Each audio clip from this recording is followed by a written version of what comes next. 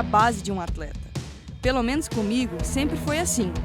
Do momento em que acordo ao descanso no final do dia, há diversas etapas a serem respeitadas, repetidas e aprimoradas. Tudo em busca do equilíbrio entre corpo, mente e alma. A rotina na minha vida acabou se tornando imprescindível e meus treinos podem ser divididos praticamente em 3 diferentes etapas, blocos, aonde se torna para mim até um ritual o preparo para esse treino. Muitas vezes, quando é um treino mais longo, quando eu saio para fazer um treino de endurance acima de 3 horas e meia, 4 horas, eu gosto muito de variar as fontes de carboidrato e de energia que eu levo comigo. Então, assim, eu separo, sempre é tudo bem organizado, eu sou um pouco metódica, mas eu gosto de variar. Então, sempre com uma fonte de carboidrato, às vezes comestível, mastigável, dá sensação de mais sustância. Eu também gosto muito de contar com as fontes de energias rápidas, que são géis, que naquele momento de explosão eu gosto de mesclar. Não somente gel para os treinos longos, quando eu falo de treinos menos intensivos, mas também eu gosto de mesclar algumas fontes diferenciadas, como jujubas, até mesmo bananinhas. E uma coisa que eu vou compartilhar com vocês, um segredo, top secret da Raíza. Quando saio para treinar, treino acima de 3 horas e meia, eu conto com essa energia. É onde que eu sinto aquele prazer. Eu e a Lili, minha nutricionista, a gente concorda. Muitas vezes você não precisa ser restrita tanto assim na dieta. Então, nos meus treinos longos, eu conto com essa fonte de energia que é o meu maior prazer durante o treino. Outra coisa também muito importante, treinos intensivos. Aquele dia que você acorda, vai fazer um treino na academia, depois fazer um treino de intervalados. Nesse momento, eu sempre conto com energias rápidas, que eu prefiro muito contar com gel. Sempre levo uma barrinha ou uma jujuba pós-treino, é onde que eu vou comer. Para manter a performance e manutenção, o BCA utiliza um amino vital, um sachê antes do treino, e quando o treino é longo, de endurance, eu já conto com um sachê durante o treino, para mim manter a performance durante o treino. E é claro que as fontes de energias, né, para mim pedalar, eu utilizo o intrateno da Bioflora, que é uma mescla de carboidrato com um pouco de proteína. Durante os treinos longos é uma energia que você leva na garrafa, o intratreino, e você vai consumindo aos poucos, então ela te mantém. Então eu sempre mesclo ela com as minhas outras fontes de energia, aonde me dá essa substância. Sempre uma garrafinha. E um fator também muito importante é quando eu vou fazer os treinos longos de endurance, que eu sempre levo comigo a boa e velhinha mochila de hidratação, que normalmente leva 1,5 litro aqui e mais 700 ml na minha garrafa. Isso me mantém hidratada e ainda rola um pit stop no meio do caminho. Muitas vezes ou paro em algum supermercado, se há, ou se não em uma nascente no meio do Cerrado Goiano e abasteço. E também conto com meus equipamentos, né, para prevenção ou caso aconteça algum imprevisto. Treinos longos, eu coloco dentro da minha mochila de hidratação uma câmera de ar, uma bomba, um CO2, que muita gente usa selante, então é muito prático. A gente chama isso aqui de macarrãozinho.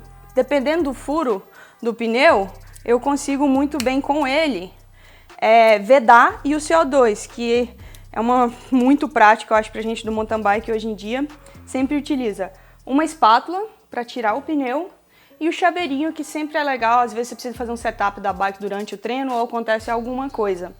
E é claro que não pode faltar a minha pulseira de segurança, conta com meus dados, que é a MySafe Sport, caso aconteça algum acidente.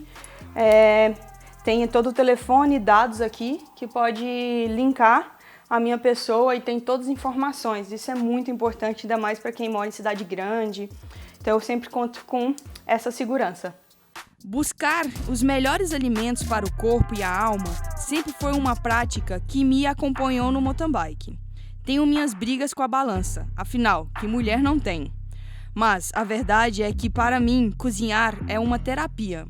Crio minhas próprias receitas, com suas combinações mais malucas, verdade.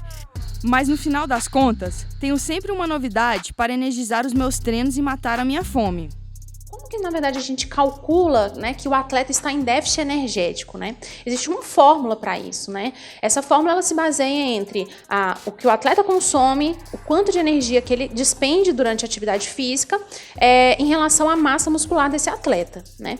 E quando esse número está inferior a 30, né, o resultado dessa fórmula está inferior a 30, a gente percebe que existe uma deficiência relativa, ou seja, não sobra energia para o atleta manter as funções fisiológicas dele. A questão é que quanto mais tempo o atleta se mantém nesse déficit energético, maior é a severidade dos sintomas, né? Então, inicialmente, os sintomas podem ser uma interrupção do processo menstrual, que não é normal, uma alteração na ingesta alimentar, que podem também ocorrer distúrbios alimentares, como a anorexia, bulimia, né, ou compulsão alimentar, e também uma perda da massa óssea, mas que isso dificilmente o atleta consegue mensurar, porque os exames são específicos, né? Então, a gente percebe que uma deficiência de ingestão alimentar em relação ao que você come tem impacto direto na saúde, né? Isso não é brinquedo. Então, assim, montar um planejamento alimentar para quem se exercita e também para sedentários é algo muito sério e precisa ser realizado por profissionais que entendem do esporte. Então eu tento sempre ser algo equilibrado. Faço juntamente com todas as dicas da minha nutricionista, a Lili. A gente tem uma planilha. Eu sigo normalmente a planilha que a Lili me envia rigidamente, gramas, quantidades, na primeira semana ou nos primeiros 3 dias. Depois eu já pego o time ali, a quantidade que eu preciso colocar no prato, e eu me sinto mais confortável sendo menos rígida comigo. Bem, a parte de alimentação foi me conquistando aos poucos durante todos os meus anos de carreira. No início, a briga com a balança era muito mais contínua, e alguns erros de amadorismo, eu posso até dizer, eu cometi, mas quem nunca, né? Eu sigo uma rotina um pouco metódica, mas às vezes eu quero sair daquele vício, daquele vínculo e gosto de criar algo novo. Então no café da manhã eu preparo a minha tortilha, que eu chamo, que é uma panqueca feita com ovos, aveia, e sempre incremento alguma coisa, algumas especiarias, sempre vai ter uma canela, alguma coisa diferente, vai ter. A rotina do café... Bem, pessoal, acho que quando for falar de café, a gente tem que ficar muitas horas. Mas vamos resumir, foi algo que tomou conta da minha vida. Para mim foi uma válvula de escape no início das dietas, porque não tinha caloria e era algo que eu ia consumindo para matar a vontade do doce.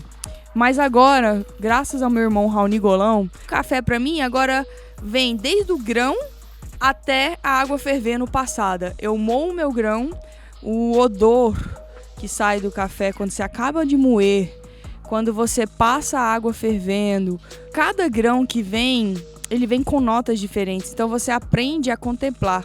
Tenho uma grande parceria com a Kings Cafés, que é uma empresa de Goiás, que me disponibiliza, acho que é um maior vício saudável que eu tenho. Você pode ver, quando eu entro no tema de nutrição, vai longe. Eu não sou formada nessa área, mas eu tenho muita paixão e apego assim, pelo conhecimento.